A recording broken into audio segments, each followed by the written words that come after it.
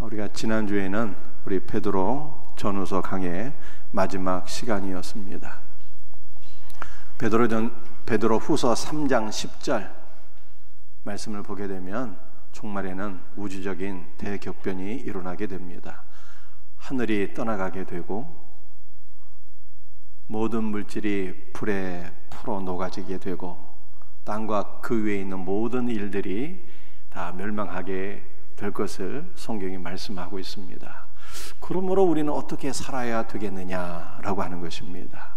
우리가 여전히 육신에 속해서 세상적인 것을 탐하며 살아가는 것이 아니라 말씀 위에 굳건히 서서 믿음으로 살아가야 되고, 위로는 하나님을 사랑하고 아래로는 형제를 사랑하며 또한 영원하신 하나님의 나라를 소망하며 살아가야 된다. 새하늘과 새 땅을 소망하며 살아가라. 성경은 말씀하고 있습니다. 우리 모두에게 이와 같은 은혜가 있기를 주님의 이름으로 축복합니다. 오늘부터는 우리 요한일서 말씀을 함께 나누고자 합니다. 요한일서의 저자는 사도 요한이 되겠습니다. 신약 성경은 우리 몇 가지 부분으로 나누어 볼 수가 있는데요, 우리 다음 페이지 띄워주시면 감사하겠습니다. 먼저 사복음서가 있고 또 역사서가 있습니다. 이 역사서는 사도행전을 가리킵니다. 그리고 서신서가 나오는데 이 서신서는 바울 서신과 일반 서신으로 나뉘어지게 되고, 마지막으로 예언서가 나오는데 예언서는 요한계시록입니다. 여러분들, 바울 서신과 일반 서신의 차이점이 무엇일까요? 저자와 수신자에서 차이가 납니다. 바울 서신은 바울이 기록한 서신이고, 또 일반 서신은 바울이 기록하지 않고 다른 사도들이 기록한 것이 일반 서신입니다. 수신자에 의해서도 차이가 나는데, 바울은 특정한 교회와 또는 개인에게 이 편지를 기록하고 보낸 것입니다. 예를 들면 에베소, 빌립보, 갈라디아에 있는 교회들 또는 데살로니가 교회, 특정한 교회들에게 서신을 보낸 것이죠. 그리고 또 특정한 개인에게 서신을 보내기도 했습니다. 예를 들면 빌레몬이죠. 빌레몬은 교회가 아니라 개인 이름이에요.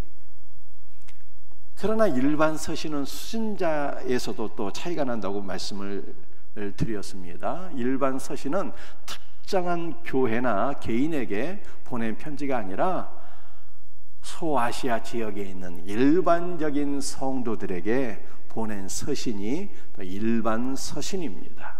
그렇다면 오늘 우리가 함께 읽은 요한일서는 어디에 소속된 말씀입니까? 신약 성경 가운데 일반 서신에 포함된 서신이에요. 바울이 기록한 것이 아니라 사도 요한이 기록한 말씀이고, 특정한 개인에게 보낸 편지가 아니라 일반적인 성도들에게 보낸 서신이어서 이것을 일반 서신이라고 합니다. 요한일서 1장 1절 말씀을 한번 읽어보겠습니다.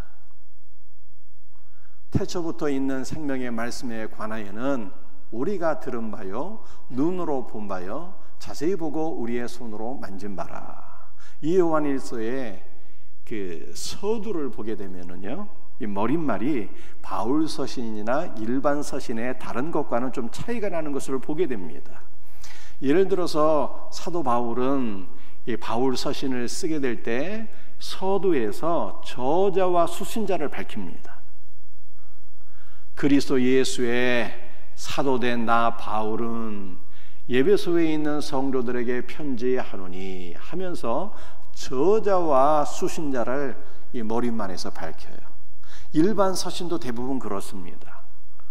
예를 들면 우리가 베드로 전후서 말씀을 공부했는데 서두에서 이렇게 시작을 하거든요. 예수 그리스도의 사도된 베드로는 흩어진 나그네들에게 편지하노니 하면서 베드로전서 1장 1절 이렇게 시작이 되는 거예요. 그런데 사도 요한이 기록한 요한 1서 서두는 이러한 저자나 수신자나 또한 수신자에게 대한 문안 인사 등이 모두 생략된 채 사도 요한이 강조하고 싶은 것을 먼저 강조하고 있는 독특한 문체를 우리가 보게 됩니다. 이것은 사도 요한이 기록한 요한복음과도 비슷합니다. 요한복음 1장 1절도 저자나 수신자를 다 생략한 채 사도 요한이 강조하고 싶은 것을 먼저 강조하고 있는 것을 우리가 보게 됩니다. 요한일서 1장 1절에서 사도 요한은 지금 무엇을 강조하고 싶은 것입니까? 태초부터 있는 생명의 말씀에 관해서 내가 이야기하고 싶다. 지금 이것을 우리들에게 보여주고 있는 거예요. 그렇다면 사도 요한이 강조하고 있는 태초부터 있는 생명의 말씀이란 과연 무엇을 가리키는 것입니까? 태초부터 있는 생명의 말씀을 우리가 요한복음 1장에서 우리가 확인할 수가 있어요. 요한복음 1장 1절입니다. 태초에 말씀이 계시니라. 이 말씀이 하나님과 함께 계셨으니 이 말씀이 곧 하나님이시니라. 이렇게 말씀하고 있어요. 태초부터 있는 말씀, 그 말씀은 곧 성자 예수 그리스도예요. 그런데 1장 4절 말씀을 보게 되면 태초부터 있는 생명의 말씀이신 예수 그리스도 안에 뭐가 있었어요? 생명이 있었으니 이렇게 말씀하고 있습니다. 따라서 사도 요한이 요한일서 1장 1절에서 강조하고 싶은 태초부터 있는 생명의 말씀은 그 성자 하나님 예수 그리스도임을 우리가 깨닫게 되는 것입니다. 요한일서 1장 2절 말씀을 한번 같이 읽어보도록 하겠습니다. 이 생명이 나타나신 바 된지라 이 영원한 생명을 우리가 보았고 증언하여 너에게 전하노니. 생명의 말씀이 나타났다는 거예요. 이 나타났다라고 하는 것은 성육신 하셨다는 뜻입니다. 성육신 하신 예수 그리스도를 우리가 보았고 그를 증언하기 위하여 이 말씀을 전한다라고 1장 2절에서 이렇게 말씀하고 있는 거예요. 사도 요한은 성육신하신 예수 그리스도를 눈으로 보았고 그를 증언하는 자였습니다. 그런데 이 증언하다라고 하는 단어에서 순교자라고 하는 단어가 나왔어요. 따라서 사도 요한은 생명의 말씀이신 예수 그리스도를 증거하기 위하여 자신의 목숨도 내놓았다는 뜻입니다. 제자의 사명은 생명의 말씀이신 예수 그리스도를 증거하는 것이 제자들의 사명이었어요. 살아가는 성도들이요, 저와 여러분들이 예수 그리스도를 믿는 예수 그리스도의 제자가 맞습니까? 그렇다면 우리의 사명도 요한의 사명처럼 예수 그리스도를 증언하는 것이 되어야 합니다. 예수 그리스도를 증언하기 위하여 자신의 목숨도 아까워하지 않았던 요한처럼, 사도 바울처럼 우리도 주 예수의 복음을 증거하는 일에 있어서 헌신할 수 있는 귀한 은혜가 있기를 주 예수의 이름으로 축복합니다. 1장 3절 말씀을 한번 읽어보겠습니다. 우리가 보고 들은 말을 너희에게도 전함은 너희로 우리와 사귐이 있게 하려 함이니 우리의 사귐은 아버지와 그의 아들 예수 그리스도와 더불어 누림이라. 여러분들 이 말씀이 무슨 뜻인지 얼른 이해가 되시나요? 조금 이해를 돕기 위해서 공동 번역을 한번 읽어보도록 하겠습니다. 우리가 보고 들은 그것을 여러분에게 선포하는 목적은 우리가 아버지와 그리고 그분의 아들 예수 그리스도와 사귀는 친교를 여러분과 함께 나눌 수 있게 하려는 것입니다. 이렇게 되어 있어요. 더 쉽게 말하면 태초부터 있는 생명의 말씀을 내가 보았고 그것을 증언하기 위하여 말씀을 기록했는데 이 말씀을 기록한 목적은 바로 아버지와 그의 아들 예수 그리스도와 사귐이 있도록 하기 위하여 이 말씀을 기록했다는 거예요. 우리가 아버지와 그의 아들 예수 그리스도와 사귐이 있도록 하기 위하여 태초부터 있는 생명의 말씀을 내가 지금 기록했다는 뜻입니다. 여러분, 오늘 본문 말씀의 제목이 교제입니다. 이 교제라고 하는 단어는 코이노니아라고 하는 단어인데요, 이 코이노니아라고 하는 단어는 공통된이라고 하는 단어에서 나왔어요. 다시 말해서 공통점이 있어야 교제가 이루어지게 된다는 뜻입니다. 서로 공통점을 공유하고 공통된 취향을 갖고 공통된 목적을 갖고 살아갈 때 교제가 이루어지게 되는 거예요. 가정에서 부부는 공통점을 공유합니다. 자녀는 부부간의 공통점이에요. 남편과 아내를 이어주는 끈입니다. 부부는 자녀들로 인해서 함께 아파하고 고민하고 또 함께 기도합니다. 자녀들이 훌륭한 인재로 성장해서 쓰임을 받는 것이 모든 부모들의 공통된 소망이에요. 이처럼 공통점을 공유하고 있기 때문에 가정에서 부부 안에 교제가 이루어지게 되는 것입니다. 요즘에는 황혼 이혼이 많다고 해요. 왜 황혼 이혼이 많습니까? 부부간의 공통점인 자녀들이 장성하여 출가함으로 공통점이 사라지기 때문에 황혼 이혼이 많게 되는 것입니다. 따라서 여러분들이 황혼 이혼을 피하고 끝까지 부부간의 친밀한 교제를 이루어 나가기 위해서는 자녀 외에 또 다른 공통점을 가지고 있어야 되는 것입니다. 성도와의 교제도 공통점이 있어야 돼요. 우리는 너무나도 다른 사람입니다. 성별도 다르고 성격도 다르고 출신지도 다르고 성향도 다르고 너무 많이 달라요. 그런데 우리에게는 공통점이 있잖아요. 예수 그리스도 안에서 하나님의 자녀가 되었다는 공통점이 있습니다. 또 우리는 취향도 같아요. 우리는 모두 다 그리스도의 말씀을 사랑하고요, 또 예수님을 사랑하고요, 그리스도의 몸된 교회를 사랑하고요. 삶의 목적도 같습니다.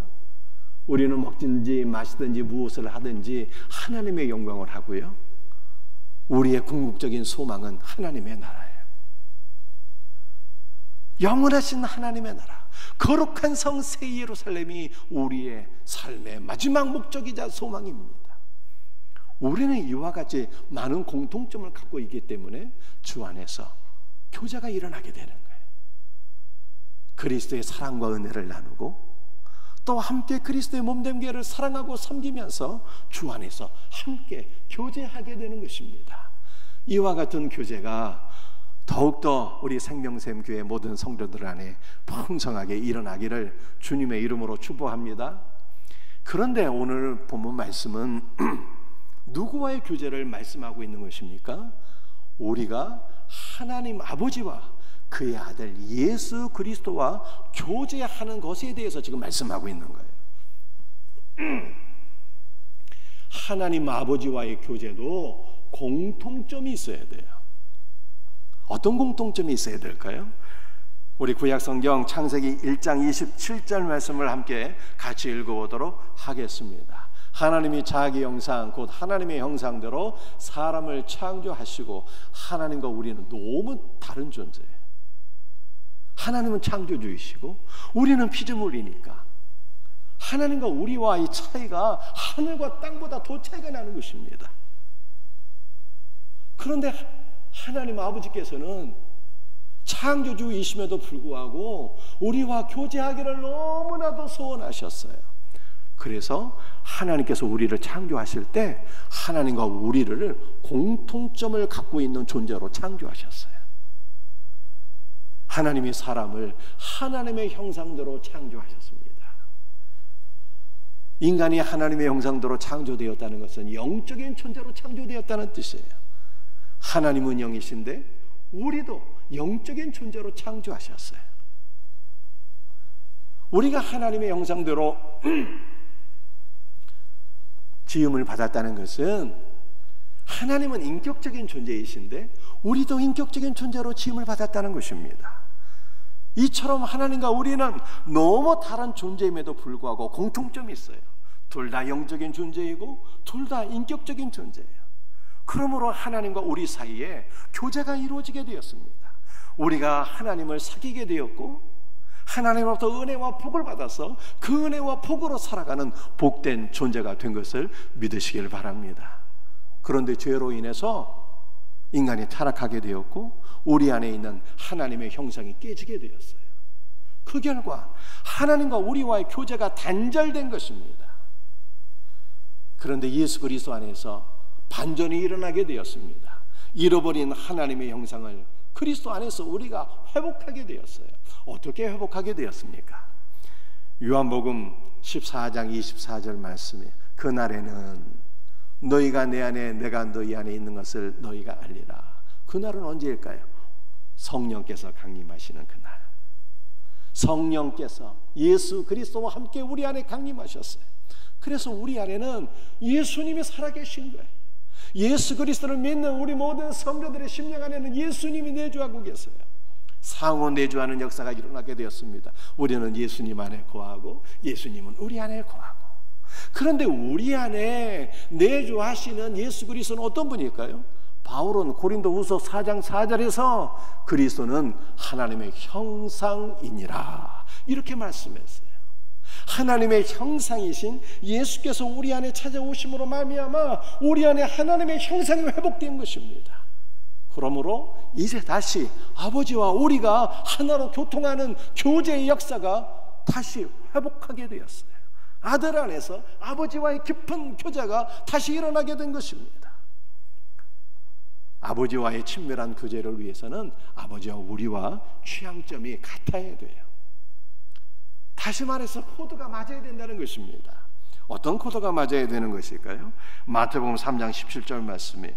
하늘로부터 소리가 있어 말씀하시되 이는 내 사랑하는 아들이요 내 기뻐하는 자라 하시니라. 아버지께서는 아들을 사랑하고 기뻐하십니다. 그러므로 우리가 아버지와 깊은 교제를 갖고자 한다면 누구든지 아들을 사랑하고 기뻐하는 자가 되어야 돼요.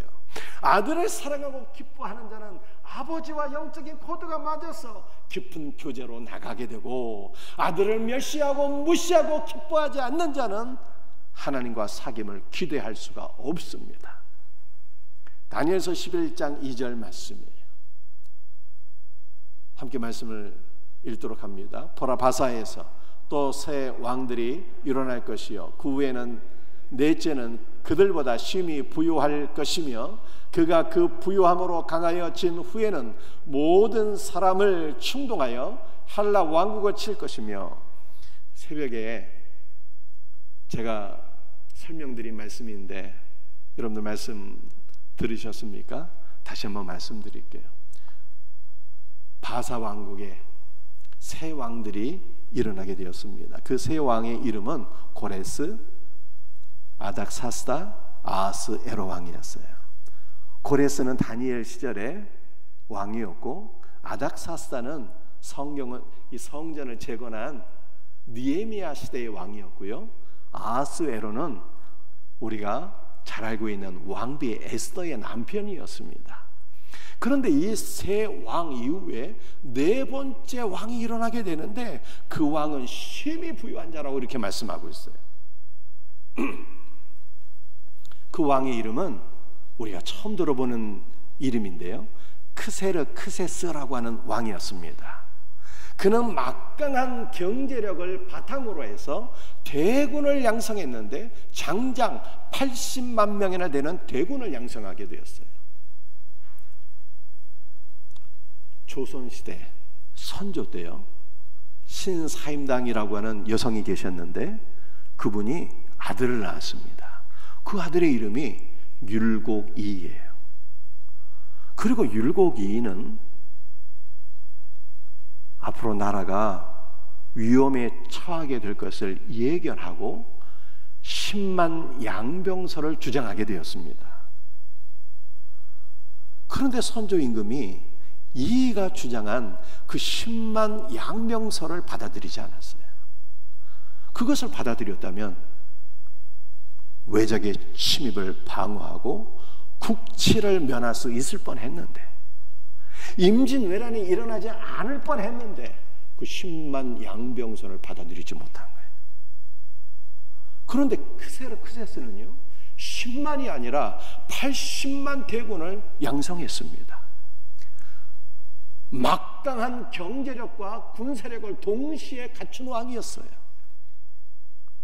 그 막강한 군사력으로 크세스는 헬라 왕국을 침략했습니다. 그런데 헬라 왕국과의 전쟁에서 아주 보기 좋게 참패를 당했어요. 왜 참패를 당했을까요? 강력한 경제력과 군사력을 동시에 갖추고 있었는데 왜 헬라 왕국과의 전쟁에서 참패했을까라고 하는 거예요. 고레스 왕은 예루살렘 성전 재건을 허락하는 왕이었지만 크세스는 이것을 부정하고 성전 재건을 방해하는 왕이었습니다. 예루살렘 성전은 예수 그리스도와 그의 몸된 교회를 가리키는 거예요. 세상에서 아무리 막강한 힘과 경제력과 권세를 가지고 있는 자일지라도 그리스도와 그의 몸된 교회를 대적하게 되면 반드시 하나님의 심판을 받는다는 것이 역사의 교훈이에요. 그러나 아들을 사랑하고 기뻐하는 자는 하나님의 사랑을 받게 되고 아버지와의 깊은 교제로 나아가게 될 것을 믿으시기를 바랍니다. 여러분들은 아버지와의 교제는 이처럼 코드가 맞아야 돼요. 그런데 우리가 이제 다음에는 아들과의 교제를 한번 생각해 보십시다. 아들과의 교제는 우리가 일반적인 교제의 원리에 의해서 한번 생각해 보았으면 좋겠습니다. 우리가 누군가를 만나서 그를 사귀기 위해서는 그가 어떤 사람인지 먼저 알아가는 시간이 필요합니다. 예수님과의 교제도 마찬가지예요. 그를 알아가는 시간이 필요해요. 요한일서 1장 1절 말씀입니다. 태초부터 있는 생명의 말씀에 관하여는 우리가 들은 바요 눈으로 본 바요 또 자세히 보고 우리의 손으로 만진 바라. 사도 요한은 생명의 말씀이신 예수 그리스도를 귀로 들었고 눈으로 보았고 또 자세히 보았고 손으로 만졌대요. 그런데 이 표현 가운데 자세히 보았다는 것은 예수 그리스도의 그 외적인 모습을, 그분이 어떻게 생겼고 키는 얼마나 되고 외적인 모습을 보았다는 뜻이 아니라 그의 내면의 실체와 신적인 본질을 보았다는 뜻이에요. 태초부터 있었던 말씀이신 하나님의 신적인 본질이 예수 그리스도 안에 있었다는 것을 보았다는 뜻입니다. 사도 요한은 생명의 말씀을 귀로 들었고요, 눈으로 보았고 손으로 만졌는데 들었다 보았다 만졌다 하는 것이 다 능동태로 되어 있어요. 이것은 사도 요한이 생명의 말씀을 지식적으로만 안 것이 아니라 그가 경험적으로 누렸다는 뜻입니다. 부부는 함께 살면서 지식적으로 아는 것이 아니라 경험으로 배우자를 누리게 되잖아요. 알아가게 되잖아요. 여러분들 예수 그리스도를 아는 것이 마치 그와 같습니다. 우리는 말씀과 기도 안에서 예수 그리스도를 알아가야 되는데 단순히 지식으로만 알면 안 돼요. 예수님은 말씀이시는데 어떤 말씀이에요? 생명의 말씀이잖아요. 생명의 말씀이시기 때문에 우리가 말씀과 기도를 통해서 그를 알아가되 예수 그리스도를 생명으로 누려야 되는 것입니다. 예수 그리스도를 생명으로 누리게 될 때, 생명 안에서 우리의 삶이 회복되는 역사를 경험하게 될 때 그와의 교제는 점점 깊어지게 되고 친밀한 관계 속에 들어가게 되는 거예요. 이 놀라운 은혜가 있기를 주님의 이름으로 축복합니다. 여러분, 우리가 누군가를 만나서 사귀게 될 때 알아가는 시간도 필요하고요, 또 사귈 수 있는 좋은 방법이 있다면 함께 먹는 것입니다. 먹어야 정이 생기는 거예요. 함께 식사하는 것은 매우 좋은 교제의 방법이 아닐 수 없습니다. 예수님과의 교제도 그래요. 함께 먹어야 돼요. 무엇을 먹어야 됩니까? 요한복음 6장 55절 말씀에 내 살은 참된 양식이요 내 피는 참된 음료라고 말씀하셨습니다. 이스라엘 백성들은 광야 시대 하나님께서 하늘 문을 열고 내려주시는 만나를 먹고 살았는데요, 그 만나는 그림자에 불과했어요. 참 양식이 아니라는 거예요. 그런데 우리 예수님께서 요한복음 6장 55절에서 내 살은 참 양식이라고 말씀하셨습니다. 그 참된 양식, 참이라고 하는 것은 실제라고 하는 뜻이에요. 예수님의 살이 실제 우리의 양식이라고 하는 뜻입니다. 여러분들, 우리는 지금 날마다 밥을 먹고 살잖아요. 하루 세 끼, 아침, 점심, 저녁. 그런데 그것은 양식은 양식인데 그림자에 불과하다는 뜻이에요. 참 양식은 예수님이 참 양식이라는 거예요. 주기도문에서도 양식에 대해서 기도하라고 주님이 가르쳐 주셨는데요, 오늘 우리에게 일용할 양식을 주시옵고, 이것은 일체적으로 우리가 먹는 밥 또는 빵을 의미하는 것이지만, 육신의 양식을 의미하는 것이지만, 이 양식은 역시 참 양식을 구하라는 뜻이에요. 참 양식은 예수 그리스도입니다. 우리는 예수 그리스도 안에서 예수 그리스도를 먹어야 되는 거예요. 예수 그리스도는 우리가 먹어야 될 참 양식이요, 예수 그리스도는 우리가 마셔야 될 참 음료요, 예수 그리스도는 우리가 호흡해야 될 참 공기가 되는 것을 믿으시길 바랍니다. 우리는 예수 그리스도를 먹고 그 힘으로 살아가야 돼. 그 힘으로. 육신에 속한 사람들은 밥을 먹고 밥 힘으로 살아가지만, 우리도 육신이 있기 때문에 밥 먹고 밥 힘도 필요하지만, 참 성도는 참 양식이 되시는 예수 그리스도를 먹고 예수 그리스도의 힘으로 살아가는 거예요. 그리스도를 먹고 그리스도의 힘과 은혜로 살아갈 때 주님과의 교제가 더욱더 깊어지고 친밀해지는 거예요. 여러분들, 우리는 그리스도를 어떻게 먹을 수가 있습니까? 그리스도는 말씀이기 때문에, 생명의 말씀이기 때문에 말씀을 먹어야 돼. 말씀을. 우리는 그리스도를 성찬을 통해서 먹고 마시는 거예요. 그리스도를 먹고 마시고 그리스도의 힘으로 살아가는 복된 성도들 되시기를 주님의 이름으로 축복합니다. 여러분들, 우리가 누군가를 만나서 교제하는 참 좋은 방법들은요, 함께 식사하는 거고요, 또 함께 여행 가는 거예요. 마음에 맞는 친구와 더불어서 좋은 여행을 하게 되면 그것보다 행복한 것은 없습니다. 우리 예수님을 사귀는 것도 그렇습니다. 여행이 굉장히 중요해요. 그런 면에서 여러분들, 성지순례는 우리가 반드시 한번 가보아야 하는 것입니다. 우리가 이스라엘 성지를 방문하게 되면요, 예수님의 탄생부터 또 예수님께서 공생애를 시작하시면서 세례를 받으시고 말씀을 전하고 가르치시고 병든 자를 치료하시고 제자들을 양육하시며 또 죽으시고 부활하신 예수님의 일생의 모든 삶의 흔적을 느낄 수가 있어요. 성지를 가보게 되면 마치 예수님의 발자취를 따라서 예수님과 함께 여행을 하는 듯한 느낌, 그 은혜를 받게 되는 것입니다. 성지가 중요해요. 그런데 성도는 성지 순례가 아니라, 성지 순례도 중요하지만 그거보다 더 중요한 것은 우리의 일생을 통해서, 그리고 말씀 안에서 그리스도와 함께 여행하는 것이 필요하다는 거예요.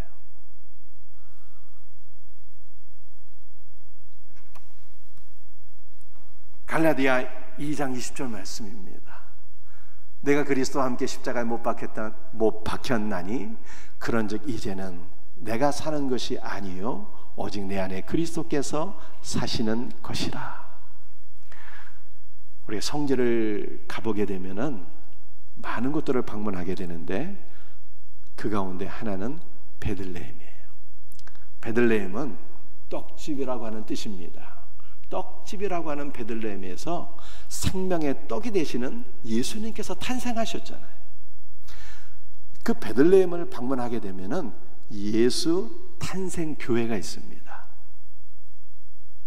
그 교회를 방문하면서 예수님께서 온 세상에 생명을 주시기 위해서 탄생하신 그 놀라운 은혜를 우리는 경험하게 돼요.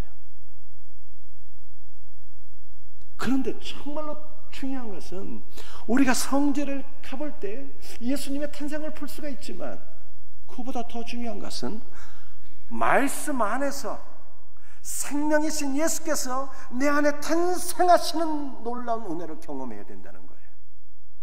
우리는 그리스도와 함께 죽었는데 생명이신 그리스도께서 내 안에 살아계시는, 내 안에 생명으로 탄생하시는 이 놀라운 은혜를 경험하게 될 때 그리스도와의 교제는 깊어지고 풍성하게 될 것을 믿으시기를 바랍니다. 에베소 2장 6절 말씀이에요. 허물로 죽은 우리를 그리스도와 함께 살리셨고 또 함께 일으키사 그리스도 안에서 함께 하늘에 앉히시니. 여러분들 성지 순례를 가보게 되면 너무너무 좋은 것들이 많이 있어요. 예수님 탄생하신 베들레헴도 그렇고 예수님께서 십자가에 못 박히신 골고다 언덕도 그렇습니다. 여러분들 골고다 언덕은 어디에 있을까요? 예루살렘 성전 바깥에 있어요. 이 골고다는 그 이름의 뜻이 해골이라는 뜻도 있지만, 왜냐하면 그 언덕의 생김새가 해골 비슷하게 생겼거든요. 해골이라는 뜻도 있지만 굴러간다라는 뜻이에요. 굴러간다. 골고다가 그곳에서 우리의 모든 죄가 굴러갔어요. 그곳에서 우리의 모든 수치도 다 굴러갔습니다. 그곳에서 우리의 모든 죄로 인한 죽음도, 죄로 인한 모든 저주도 다 굴러가게 된 것을 믿으시기를 바랍니다. 그런데 우리가 그 골고다 언덕에 가서 예수 그리스도의 십자가를 바라볼 때, 예수 그리스도의 죽음 안에서 우리의 모든 죄와 수치와 저주가 다 굴러가게 되었구나 라고 하는 은혜를 받을 수가 있지만, 그러나 우리는 말씀 안에서 우리를 이 골고다 언덕을 여행할 수 있는 거예요. 말씀 안에서 주님의 십자가를 바라보면서 예수님께서 십자가에서 내 모든 죄와 수치와 저주와 죽음을 다 굴러가게 하셨고 나를 새 존재로 만드셨다라고 하는 놀라운 은혜를 경험할 수 있는 은혜가 있기를 주 예수의 이름으로 축복합니다.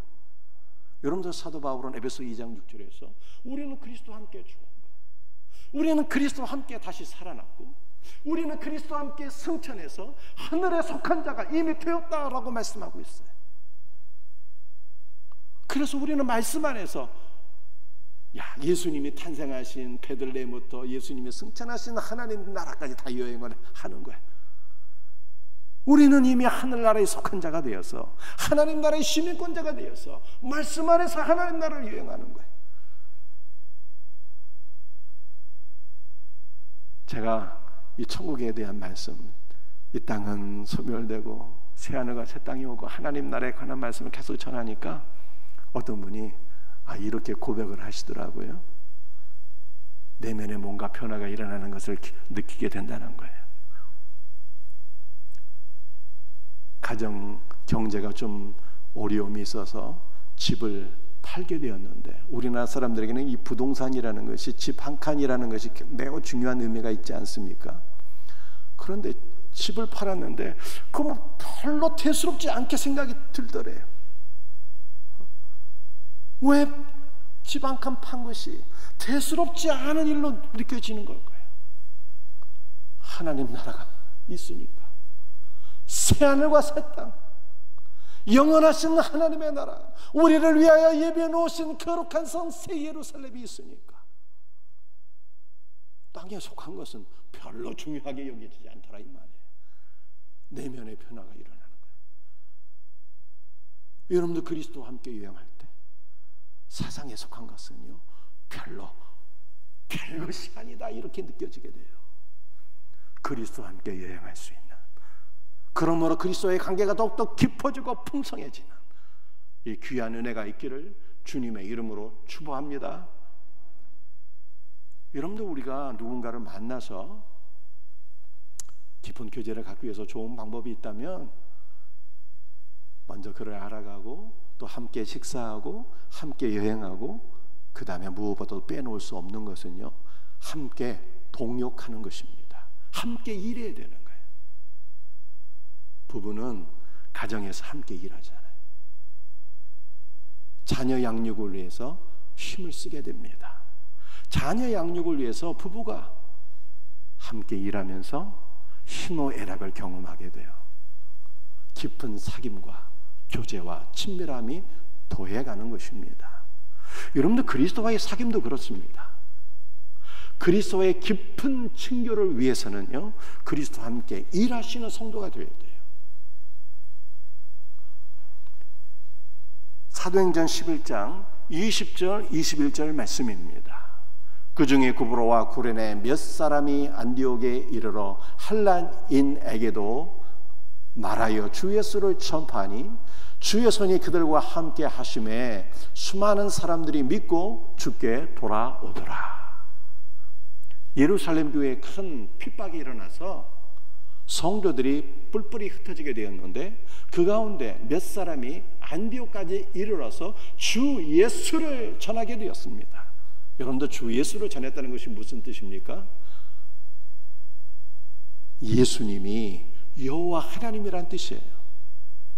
예수께서 여호와 하나님이심을 선포하게 될 때 예수님께서 크게 기뻐하셔서 주님의 손이 그들과 함께 하셨대요.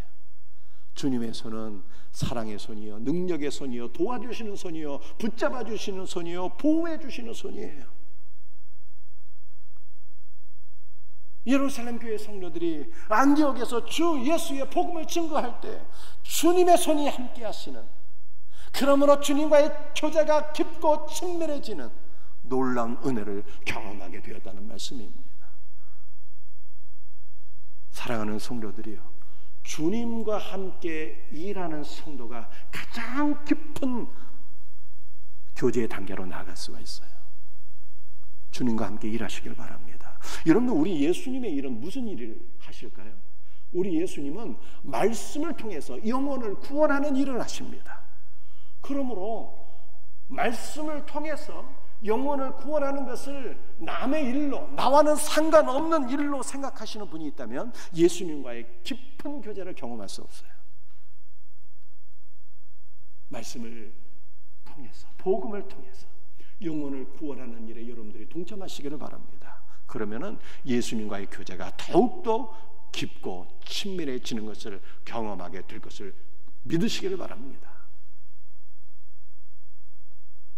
10월 23일 예수사랑 생매산 축제예요. 그 시작이 오늘입니다. 7주 과정으로 이루어지게 되는데요, 7주간 교회에서 단계 설명해 드릴 때마다 여러분들이 기쁜 마음으로 동참하실 때 그리스도와의 교제가 친밀해지는 귀한 은혜를 경험하게 될 것을 확실히 믿습니다. 마지막 성경 구절이에요.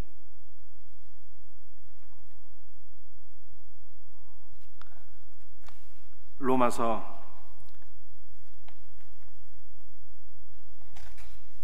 8장 34절 말씀 함께 같이 읽도록 하겠습니다. 누가 정죄하리요? 죽으실 뿐 아니라 다시 살아나신 이는 그리스도 예수시니 그는 하나님 우편에 계신 자요 우리를 위하여 간구하시는 자시니라. 누가 우리를 정죄하겠느냐? 아무도 우리를 정죄할 자가 없다는 거예요. 그 이유가 무엇입니까?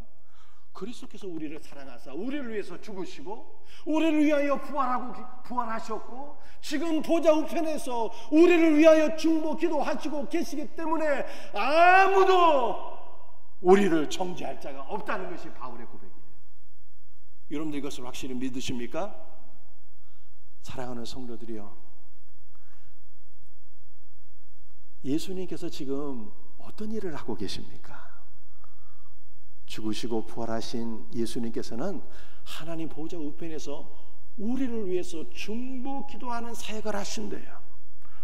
그러므로 주님과의 깊고 친밀한 교제를 원하는 성도가 있다면 중보 기도하는 삶으로 나가시기를 바랍니다. 여러분들이 자신만을 위해서 기도하는 것으로 끝나지 않고 가족을 위해서 기도하시고 교회 성도들을 위해서 기도하시고 또 앞으로 예수를 믿게 될 전도 대상자들을 품에 품고 기도하실 때 그리스도의 사랑을 경험하게 되고 그리스도의 은혜를 경험하게 되고 살아계신 주님을 중보 기도 안에서 만나게 되고 그분과의 교제가 깊고 친밀하게 될 것을 믿으시기를 바랍니다. 우리 생명샘 축제는 기도로 진행되는 축제예요. 이렇게 많은 기도를 앞으로 하게 되나? 뭐 셀별 기도도 있고 릴레이 기도도 있고 특별 새벽 기도 있는데 이 기도 어떻게 다 할까? 여러분들 그렇게 생각하지 마세요. 기도는요, 기쁨이에요, 행복이에요. 예수님을 만나게 되는 거예요. 예수님과의 교제가 깊고 친밀해지는 것을 경험하게 될 것입니다. 그러므로 사모하는 마음으로, 기대하는 마음으로 여러분들 중보 기도에 동참할 수 있는 우리 성도들이 되시기를 주님의 이름으로 축복합니다. 말씀을 마치겠어요. 사도 요한은 태초부터 있는 생명의 말씀을 보았고 증언했는데 그 증거하는 목적이 아버지와 아들과의 교제가 이루어지도록 하기 위함이라 이렇게 설명하고 있습니다. 아버지와의 교제가 깊어져야 돼요. 아버지는 아들을 사랑하고 기뻐하기 때문에 우리가 아들을 사랑하고 기뻐하면 아버지와의 교제가 깊어집니다.